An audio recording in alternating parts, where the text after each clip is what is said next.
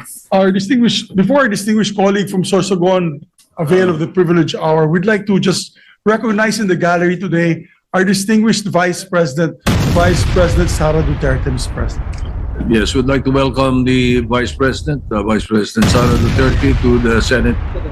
Ito ang balita ngayon, trending at pinag-uusapan ngayon sa mundo ng social media. Ang di umano'y balitang kapapasok lang na balita ngayong araw, September 29, 2025, sa ikinasang pagdinig sa Senado tungkol sa proposed budget ng Office of the Vice President para sa taong 2026 ay matapang na hinarap na mag-isa ni Vice President Sara Duterte ang mga senador na kung saan ay tila bumaliktad na lahat sa Vice President Sara Duterte at kanya-kanya nang nagpapabango di umano sa Vice President ang mga senador dahil tila ramdam na mga ito ang papalapit na 2028 election na kung saan ay tila nakikita na nila at kahit anong pilit na pagpapabagsak sa Vice President Sara Duterte ay nananatiling number 1 pa rin magpasa hanggang ngayon sa lahat ng survey at nananatiling lumalaban para sa maraming Pilipino. Tunay na nagmamahal sa bayan at soon magiging presidente na ng Pilipinas si Vice President Sara Duterte. Ayon pa sa nasabing report, kanya-kanyang pabango na sa Vice President. Ramdam na ang 2028 election. Vice President Sara appears before Senate. Vice President Sara Duterte appears before the Senate Committee on Finance on Monday morning, September 29,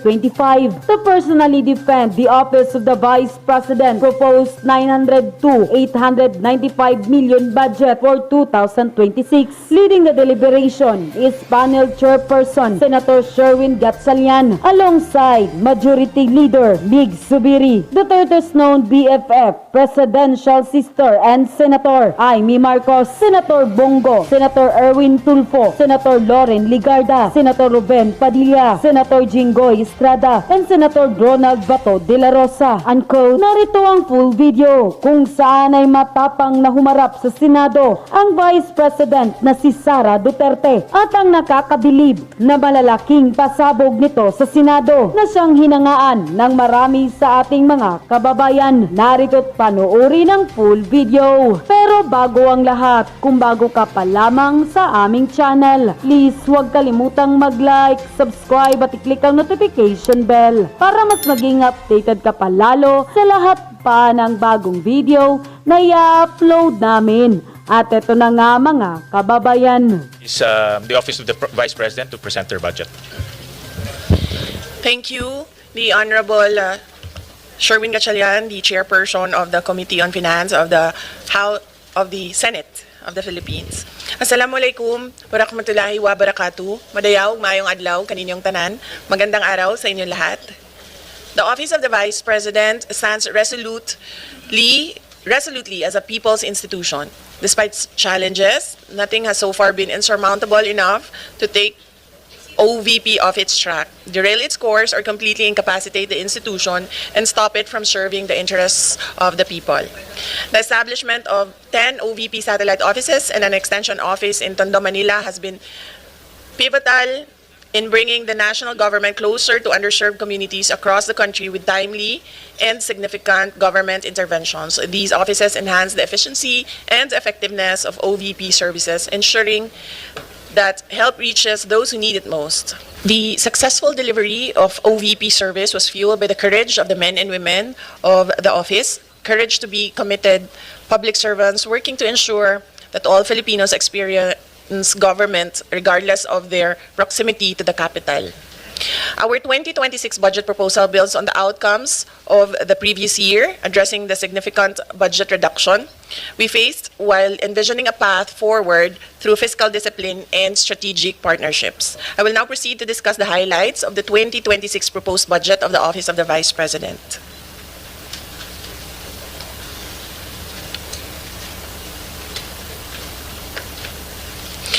Good morning, everyone.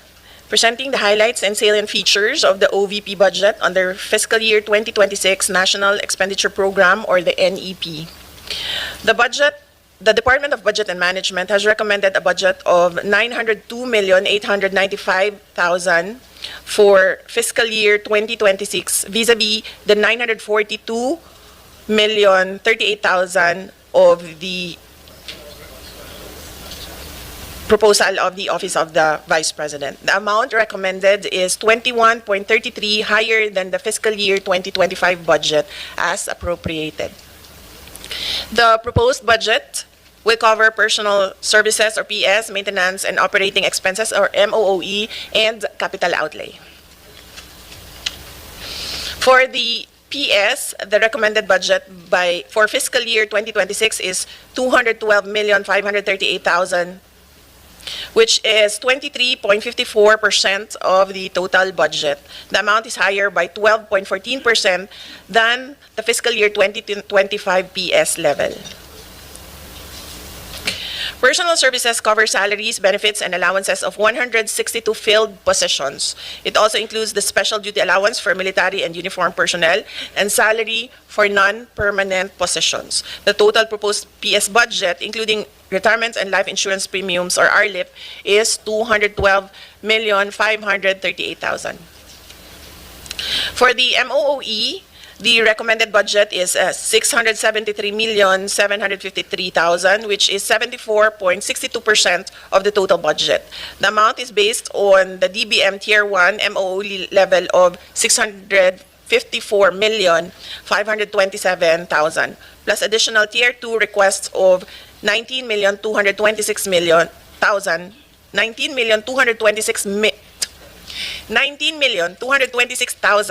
for the information and communication technology or ICT related expenses in line with the DICT endorsed Information Systems Strategic Plan or ISSP.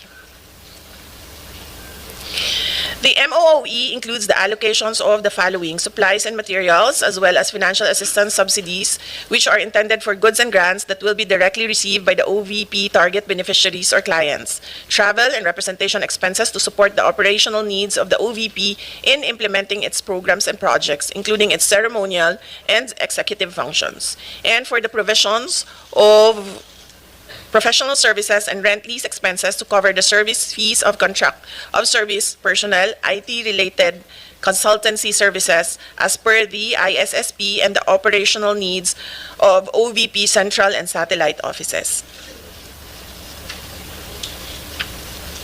As for the capital outlay, the total budget is 1.84% of the total recommended budget, or equivalent to 16.6 million. The recommended capital outlay covers the procurement of various information and communication technology outlays consistent with the ISSP.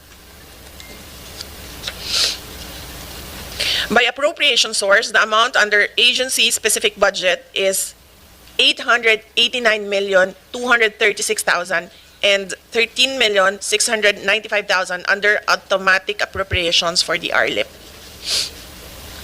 Of the total amount of 902,895,000 under the fiscal year 2026 National Expenditure Program, 275,183,000 or 30.5% is allotted for various goods and grants under socio-economic programs of the OVP, which will directly benefit Filipinos. This excludes the logistics and other costs which are necessary to implement the programs. This is presenting the comparative budget of the OVP from 2020 to 2025 under the GAA and 2026 under the NEP. So in 2020, the budget was 708,019,000. In 2021, the budget was 908,790,000. In 2022, the budget was 713,408,000. In 2023, the budget was 2,356,614,000. And in 2024, the budget was 1,885,462,000. In 2025, the budget was 744,146,000. And currently, for 2026, under the NEP, it's 902,895,000. So this is the chart, the graph of the comparative budget. Prior to fiscal year 2023, the OBP's budget ranged from 700 to 900 million, and it was only in fiscal year 2023 and 2024 that the budget exceeded 1 billion pesos, primarily due to increased allocations for financial assistance and subsidy to support the provision of medical and burial assistance. For fiscal year 2025, the OVP budget returned to its pre-2023 levels with 744,015,000 allocated for 2025. The same budget level is maintained under the proposed 2026 budget with adjustments for inflation, including the mandated salary increases. Since 2020, and even with higher budgets in 2023 and 2024, the OVP was able to maintain a high full-year budget utilization or obligation rate of at least 85.55% at end year. Presented is the comparison between the 2025 and 2026 budgets under GAA and under NEP. The net increase of 158,749,000 is attributable to the following. Personal services increase of 21,313,000 due to increase in number of filled positions from 149 to 162, and the corresponding standard salary increases across all items. MOOE items with a total increase of 174,521,000 is for supplies and materials expenses. This is the increase in the provision for disaster relief and the RICE programs, the financial assistance and subsidies for the Magnegosyo Taday program, the professional services, provision for existing contract of service personnel, the rent and lease expenses, and there is a reduction of 28,085,000 for representation expenses to partially support the requirement for PS. For capital outlay, there is a decrease in the amount of 39,796,000 in fiscal year 2026. In fiscal year 2026, included a lower portion for ICT equipment. In addition, fiscal year 2025 included budget for purchase of 4 motor vehicles and other machinery and equipment. There is also an increase in 2.7 million in retirement and life insurance premiums, which is mandatory under the GSIS contributions. So these are the accomplishments of the Office of the Vice President. As the second highest office in the land, the OVP aims to promote the welfare of every Filipino in line with its vision to create lasting impact on the lives of every Filipino people through its socio-economic programs and services. Since 2022, the OVP has implemented the following programs: the Pagbabago, A Million Learners and Trees campaign, the disaster response operations, relief for indigents and individuals in crisis and emergencies, or RICE, You Can Be VP, Libreng Sakay, Kalusugan Food Trucks and Pansarap, Magnegosyo Taday, and the Medical and Burial Assistance. The OVP programs are implemented in the central office and through 10 satellite offices and 1 extension office, which continue to operate in key areas in Luzon, Visayas, and Mindanao to provide Filipinos with immediate access to the services provided by the Office of the Vice President. In Luzon, we have the Cagayan Valley Satellite Office located in Kawayan City, Isabela. In Pangasinan Satellite Office, we have the office located in Dagupan City, and for the Bicol Satellite Office, we have the office in Legazpi City. In Visayas, for the Cebu, Bohol, and Siquijor Satellite Office, it is located in Cebu City. And for Eastern Visayas Satellite Office, it is located in Tacloban City. And for the Panay and Negros Islands Satellite Office, it is located in Bacolod City. And in Mindanao, for the Caraga Satellite Office, it is located in Butuan City. In Southern Mindanao, it is located in Davao City. And for BARM, it is in Cotabato City. And for Western Mindanao, it is in Zamboanga City.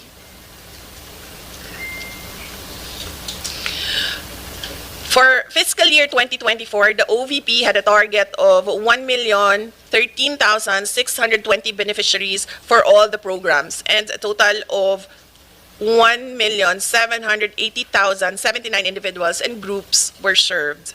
The high performance was achieved with the help of 470 strategic partnerships that were established with government agencies, civil society organizations, medical institutions, and other external stakeholders. Likewise, the OVP successfully implemented 99% of all planned projects and achieved a high average satisfaction rating of 98% for its services, including the requests acted upon within the standard processing time. Finally, the office completed a total of 490 engagements with partners and stakeholders. As to the financial targets in 2024, the OVP obligation rate was above the 85% mark. The OVP had 85.55% budget utilization rate with 1.783 billion amounts obligated, and with the disbursement rate of 86.03% or 1.53 billion disbursed.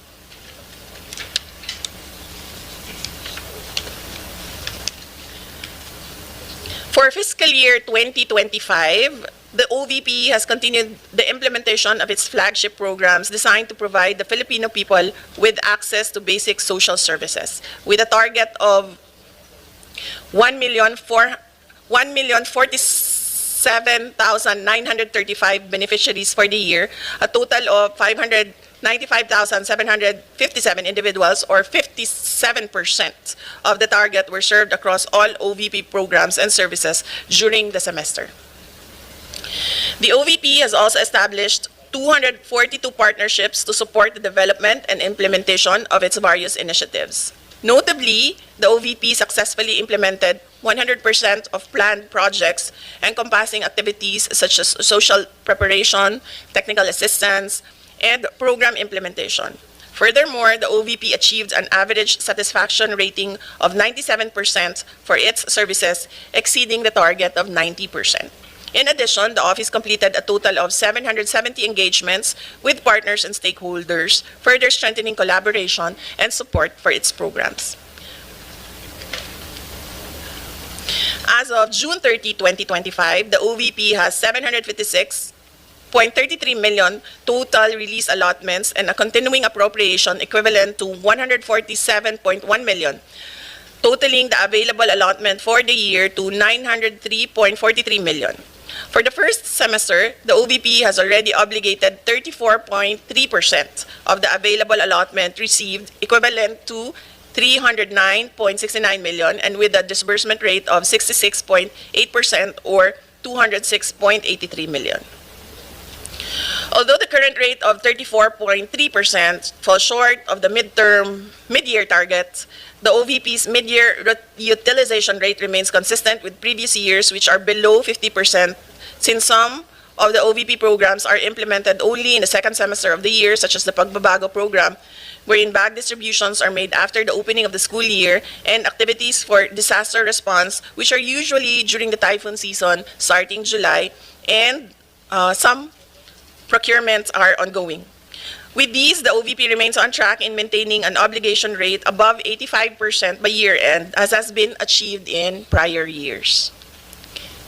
The OVP holds a distinct position in our bureaucracy. As the second highest office in the land, the OVP carries out functions that complement the work of other government agencies while advancing the well-being of the Filipino people. The proposed 902.895 million for fiscal year 2026 budget for the OVP will help us continue with our mission to deliver efficient, accessible, and responsive public service for the good of all Filipinos. Thank you, Mr. Chair. Thank you, Madam Vice President. Before we continue, let me acknowledge the presence of Senator Padilla, Senator De La Rosa, and Senator Estrada. And before I open the floor for manifestations and questions, let me express my support to the OVP budget. Looking at the data to include automatic appropriations, the increase of the OVP budget is only by 1.3%. I'll just flash the slide. No? So if you count in the increases in inflation, increases in increase in salary, the total increase of the OVP budget is only 1.3%. Kaya ang tawag ko nga dito, bare basic budget for the Office of the Vice President. And let me also commend and express my support to some of the programs of the OVP. One of the programs na alam ko mahalaga sa mga kababayan natin, yung pagbabago campaign project in which nagbibigay ang OVP ng mga school supplies. No? Simpleng bagay ito pero sa mga constituents natin, ang school supplies, napakalaking bagay na rin. So to date, meron nang nagbigay na 403,000 na mga school supplies. Another project that I also support is the Pansarap project or the feeding program for severely wasted students. Alam natin, almost 20% of our students are malnourished. So to date, there are about 16,000 students that were fed by the Pansarap project. Another project that I find notable is the Kalusugan food truck, in which the OVP is also helping evacuees, yung mga tinamaan ng mga kababayan natin ng salanta, o nasalantang mga kababayan natin. To date, they have already given 6,500 evacuees with feeding program and support. And another program that I find notable, yung RICE program, the Relief for Individuals in Crisis and Emergencies, nagbibigay ng bigas sa mga mahirap nating kababayan.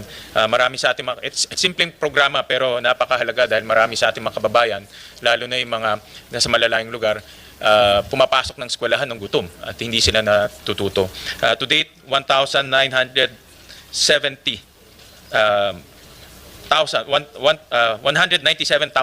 beneficiaries ang nabigay na ng RICE program ng ating buting Vice Presidente kasama ang kanyang mga kasamaan sa OVP. Alam ko marami pang mga programa pero ito yung mga programa na para sa akin ay may kaugnayan sa edukasyon at ang edukasyon ay isa sa mga mahalagang advokasya natin at ang ating Vice President bilang dating kalihim ng Department of Education, alam niya yung mga pangangailangan ng ating mga mag-aaral at mga estudyante. So I support all of these programs. So with that, we'll open the floor for manifestations. We'll start off with Senator Erwin Tulfo, who was here ahead of time. Thank you, Mr. Chair. My question now is, I noticed that from 942 million, binawasan po ito in-slash ng 902.8 million na lamang, nawala po yung 39.143 million. Ang tanong ko po ngayon, Mr. Chair, ano po mga proyekto o programa na maapektuhan po nito, ito pong slash po ng 39.143 million, Mr. Chair?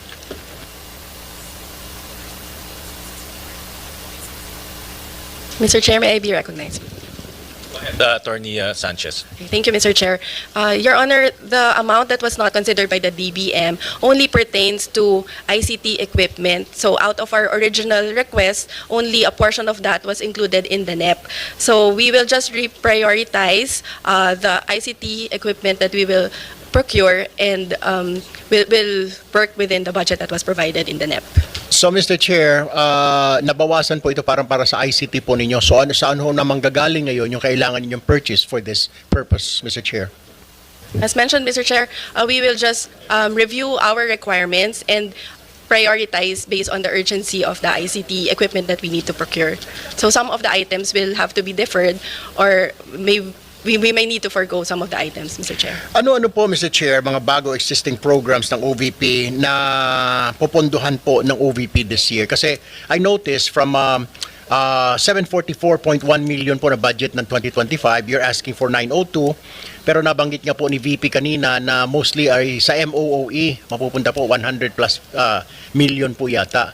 Na kaya ang tanong ko po ngayon, ano-ano po mga programs, existing programs, sa mga bago na popondohan po ng OVP? Yes, Mr. Chair. Basically, it would be the same programs that we are implementing this year in 2025. So we will just include additional provision for Magnegosyo Taday because in 2025, we are only using the continuing appropriations from 2024. So part of the increase will also go to the procurement for disaster relief operations, Mr. Chair. All right, Mr. Chair, notice also, ongoing po ba ito, Mr. Chair, itong OVP program activities, ito pong Al-Janaza Kit Assistance, tsaka Sympathy Flower Program, is this ongoing or is this new program of the OVP?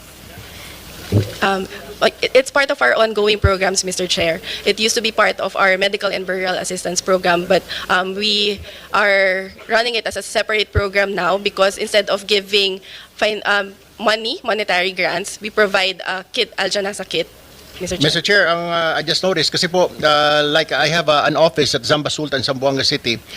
Yung mga kababayan po nating Muslim, pag may burial po, hindi naman po sila gumagamit ng ataol, kundi naghihiram na lang po ng sasakyan, which I provided my office there in Zamba Sultan, Zamboanga City. Halos everyday po, hinihiram po ng mga kapatid nating Muslim para maisakay po yung bangkay, para mailibing. Pero maganda pong programa itong Al Janaza Kit Assistance and Sympathy Flower Program. My last question, Mr. Chair, kung meron pong dapat i-prioritize ng committee na ito, ano po ang mga dapat dagdagan na pondo? Saan, Mr. Chair? Ms. Sanchez, before you respond, let me recognize the presence of our Majority Leader, Senator Zubir. Yes, Mr. Chair, that would be the disaster relief operations, since that is the second highest requested but assistance from the Office of the Vice President after the medical and burial assistance. That's all from me, Mr. Chair. Thank you po. Thank you, Senator Tulfo. Next will be Senator Go. Mr. Chairman, Yes. before we recognize the other members of the Senate, and I know many of you just want to make manifestations, we have parliamentary courtesy here when usually in my how many budgets that I've been to almost 23 budgets already. Pag bisita po ng Office of the Vice President and President, we give them parliamentary courtesy, and usually their budgets, and in this case, the budget of the Vice President is already a lean and mean budget. Hindi, wala na pong dagdag, kawawa nga, di ba po, Mr. President? So maybe we can afford them the courtesy that we can approve the budget. Of course, after the manifestations on the part of the leadership of the Senate, we'd like to extend that courtesy to the Office of the Vice President. Yes, Uh, Mr. Chair. Also, on the Mr. part Chair. of the minority, we also Senator would like to be associated with the motion of the majority leader.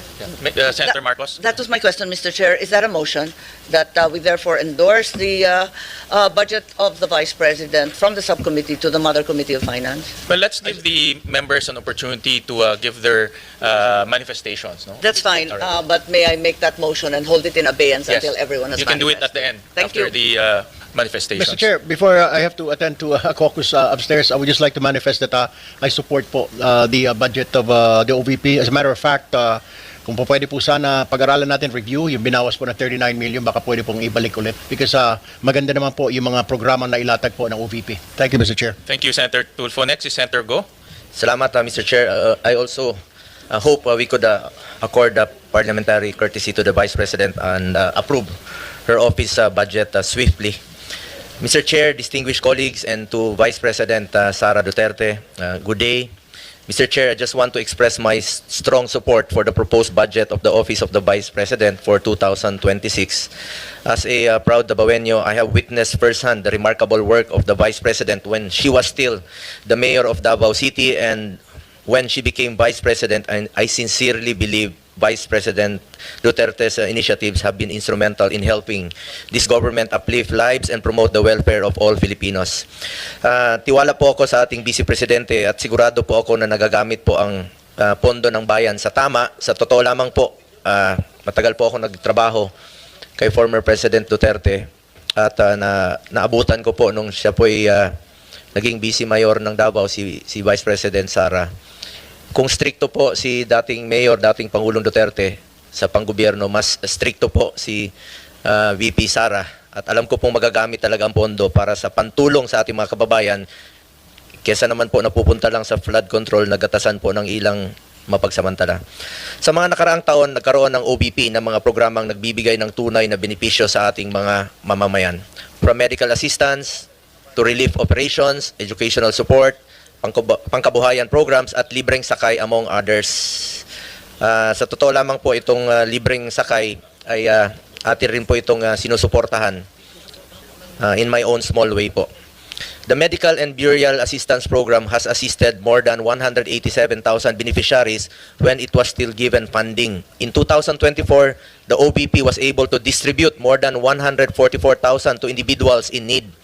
The Magnegosyo Taday program has given entrepreneurial opportunities such as livelihood assistance and training programs to various marginalized individuals and groups. The OBP has always stood ready to assist during disaster relief operations, having able to provide relief goods to disaster-stricken areas and assist more than 200,000 individuals. Nakikita ko rin po ito dahil ako mismo, umiikot rin po ako sa mga tinatamaan po ng bagyo. The OBP also has the Libreng Sakay program, which has served over 1 million passengers in Metro Manila, Bacolod, Cebu, and Davao. Ito po yung nabanggit ko kanina na atin pong sinusuportahan. For this year, 2025, we push to restore the funding. For the record lang po, Madam Vice President, meron lang po akong ibabanggitin sa inyo. For this year, ibig sabihin, ito po yung last year na budget deliberation. Gusto ko lang po ipakita sa screen yung 2025 NEP ninyo na proposed budget. Sandali lang po, ma'am. Gusto ko lang i-share po sa inyo. 2025.